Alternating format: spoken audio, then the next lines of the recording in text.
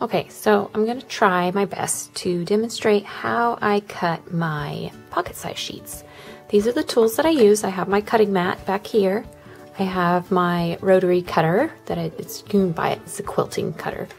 And then I have these little clips that I use to hold my papers together. They're also like for binding clips. They're for sewing, but I use them here. And the reason I like these better, you can use binder clips, but the reason I like these better is because binder clips kind of mess up my paper. They put dents in the paper. So I'm going to use my quilting clips. I taped off, this is a 6.5 by 6.5 inch ruler, and I taped it off to have my exact page size for the pocket. I just put a Filofax pocket page on there, and then I clipped it on with these clips, and then I went through and I taped it. So easy peasy. I have this longer one because as I cut my first cuts, I want them to be longer. And then I have my Filofax sheet that I use as a template, just a regular Filofax sheet, and a pencil so that I can mark on my template and I don't actually accidentally cut this paper. So I printed, oh dear. So I printed on my sheets, on my Tomei River paper. I just use a regular Epson printer, and it's failing me. I mean, it did this little scuff mark. I'm disappointed, but it will work for what I need it to do. I also, when I do print the Tomei River paper, I have to put in one sheet at a time. I will just tell my computer print 10 sheets, and then I'll just sit at the printer and press the button when it tells me that I'm out of paper. My first time, I just put all 5 sheets in there, and then I tried to put my finger on it so that it wouldn't move these other ones, but it did. And I don't know if you can see it, but it messed up a little bit there, so I'll probably just toss those sheets. I'm pretty sure that it won't be that big a deal. I may or may not use them. We'll see if I notice them after I've cut all the paper. So I do my best. I try to cut. I don't cut one sheet at a time. I layer it. That's why I use my clips. So I can get 5 sheets out of each paper. So we'll clip these.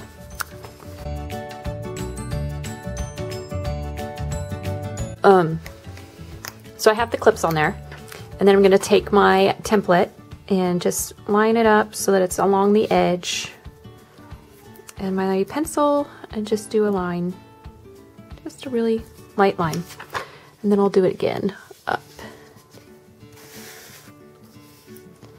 here. My tripod is kind of low. It's not really a tripod. It's like a monopod with a balance thing on it, but it's really low, so I don't have much screen space, but it's a good angle, so I'm not gonna spend a lot of money. I mean, it was $13 for this tripod. So, and so I have it aligned, and they're about the same place on the grids, so I know that they're straight. And then I get my ruler.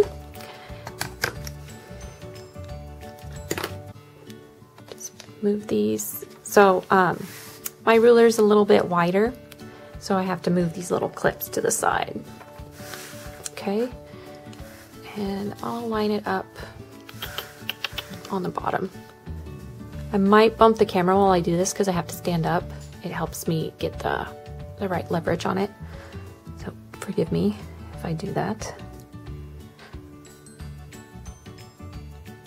And I just get the edge of my ruler on there. And this is a 12-inch ruler, and I'm using A4 size paper, so it just goes off the page just enough so that I can start my blade on the edge.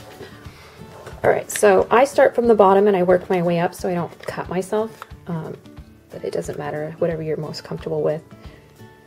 And I press the rotary cutter right up against the ruler, and I have my pinky, I don't know if you can see it, but my pinky is actually on the paper to keep it from shifting to the side.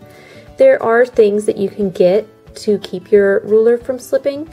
You just look it up through the quilting supplies and the quilting tips and tricks. and they work fantastic. They're just little stickers that you can put on your ruler. I also have used a handle when I'm doing bigger sheets and bigger rulers. And so it cuts through it all. It looks like I need to replace my blade, but because I haven't moved anything, I can just take the ruler right back through and cut it again, because I didn't get all the way through. But if you press down all the way, you can get all the way through. Okay. And I think I said that this does 6 sheets of pocket pages, but it's only 5. So it's 3 this way and then two on this one. Okay. When I print, there are margins, and I like the stuff to go to the edge, so I'm going to trim that off a little bit. And then I'll get another one, and I will clip it there. Make sure everything's straight. And the thing I like about the quilting rulers, they're a little bit wider so that I can use the lines on here to align everything and keep it all perpendicular. I'm flipping it over so that my line is actually facing the bottom. Then I stand up, so I'm sorry if I'm shaking the camera. Okay. And then I go through and I just take I'm going to use this ruler now since I've already done the alignments and everything. So I'm going to start using this ruler. I'm going to put the tape on the bottom, and that should keep the paper. I haven't done this before with the tape on it. I just got this ruler, and then I'm going to just use it on paper because I don't use something this small when I'm quilting. So I put tape on here so that hopefully it'll keep it from sliding. Handy dandy. Turn it around because I am right-handed. Okay. And I'm going to press harder this time. There we go.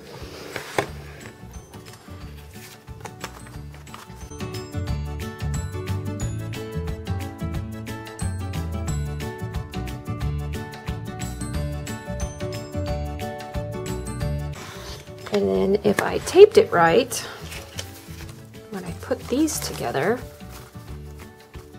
it should be pretty on point. I'm off just a tad, but not enough to fret. There we go. Yeah, not enough. I did a picture on Instagram where I showed that it really isn't that big a deal when you put everything together and you've used it for a year and you've decorated and all that stuff. This is where, so I don't have extra pages, this is where it messed up on the print. So what I'm going to do is I'm going to switch sides and trim it so that I don't even have to use that. That way I only lose like one sheet instead of both of them.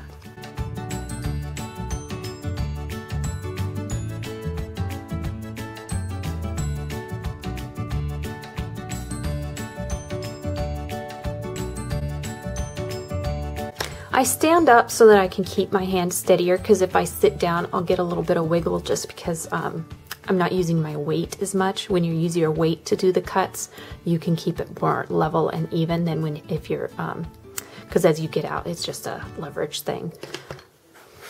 So I lean over it to keep my weight on the rotary blade, and that keeps the blade from wiggling and going off to the side. And I'm going to take this set because I know it's off a little bit when I did my other cut, when I trimmed off the outside edge, the margins. I didn't do it right. So, let's see. The problem with this is it tends to slip, but I'm liking the tape because it does hold it. It does keep it from sliding out from under you when you have to do something like this.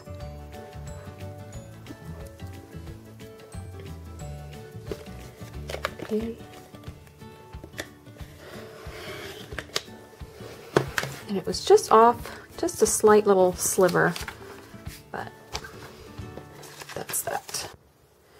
Okay, so while my kids were up here, I started trimming on the long one, but I tried something different. Flip it over because I'm right-handed. So you'll notice that it's got the things on both sides.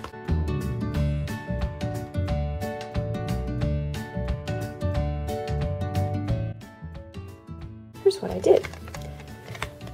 Instead of doing multiple cuts, I did my first cut, and then I rotated my body, that's why it's at an angle, and started doing a regular cut. And then got them. There we go.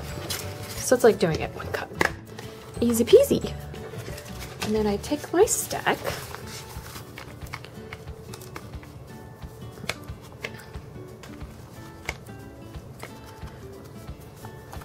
Now, if I was doing this right,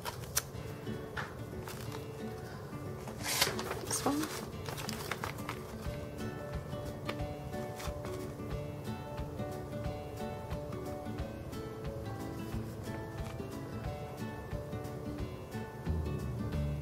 Then just slide that down there.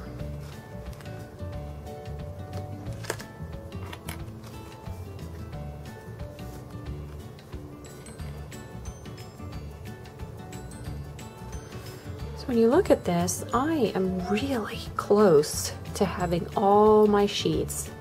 It's 5 sheets, 5 pages, so there's about 25 pages in here that I've cut all different ways. I'm really close to having them all the same. Okay, then I take my, made a mess here. I take my crocodile punch on the 3/16. I can totally set it so that it works right, but, and then, I don't know if you can see it, but I line it up on the hole, and then just punch it through, and then this makes a mess. They all stick together once I punch them. It's just like this stack of holes, so I'll only have like 6 little stacks. It's not a whole bunch of mess. Not individual like confetti. Make sure you can see I'm lining it up. So I'm trying not to let my stuff fold because that threw me off big time. Just got my 3 fingers back there and doing my best to keep it as straight as possible.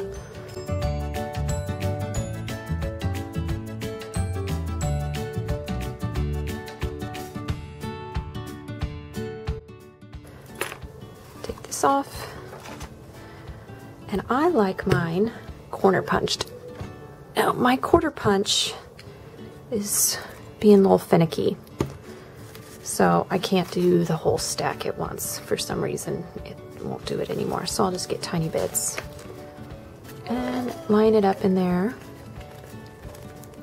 and just push it all in there and just keep it lined up with my thumb and just punch it. And just do all 4 corners like that.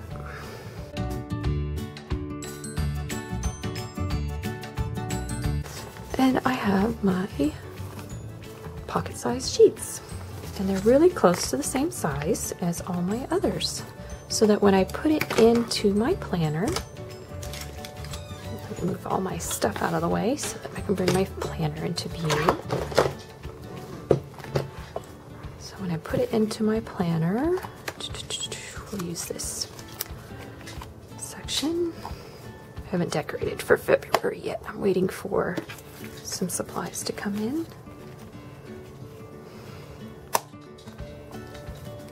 It is all uniform with the ones that I cut a couple weeks ago.